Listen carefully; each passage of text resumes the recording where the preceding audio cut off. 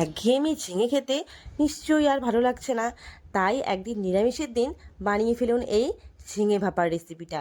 সত্যি বলছি, বিশ্বাস করো, খুব সুন্দর হয়েছিল খেতে। আর বানাতেও বেশি একটা সময় লাগে না, খুব তাড়াতাড়ি হয়ে যায়। তাই জন্য আমি এখানে ঝিঙেগুলোকে সুন্দর করে কেটে নিলাম। কেটে নেওয়ার পর একদম গায়ের মধ্যে কোনো রকম ছোলকা রাখবো না, সুন্দর করে কেটে নিয়ে এখন আমি ঝিঙেগুলোকে জলের মধ্যে মানে ভালো করে দিয়ে দেবো। দিয়ে দেওয়ার পর ভালো করে একটু ধুয়ে নেব। আর এদিকে আমি একটা মশলা তৈরি করে নেব।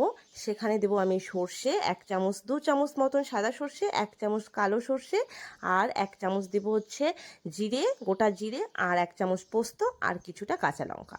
আর এদিকে যে পাত্রে আমি ঝিঙে ভাপাটা বানাবো, সেই পাত্রে ঝিঙেগুলোকে ঢেলে দিয়ে এখানে পেস্ট করা মশলাটা দিলাম। তারপরে লবণ, চিনি আর হলুদ দেব। হলুদ দেওয়ার পর পরিমাণ মতন তেল দিয়ে, সরষের তেল দিয়ে ভালো করে একটু মেখে নিতে হবে। মেখে নেওয়ার পর এখানে ওভেন জ্বালিয়ে এখানে কড়াইটাকে বসিয়ে দিয়ে কয়েকটা কাঁচা লঙ্কা দিয়ে এখানে ঢাকনা দিয়ে রাখবো। 10 মিনিটও লাগবে না, 7 মিনিট, 5-7 মিনিট ঢাকনা দিয়ে রাখার পরে খুলে দেখব একদম ঝিঙে ভাপা আমাদের একদম রেডি। অসাধারণ হয়েছিল খেতে। তোমাদের কেমন লাগলো রেসিপিটা অবশ্যই কমেন্ট করে কিন্তু জানাবে।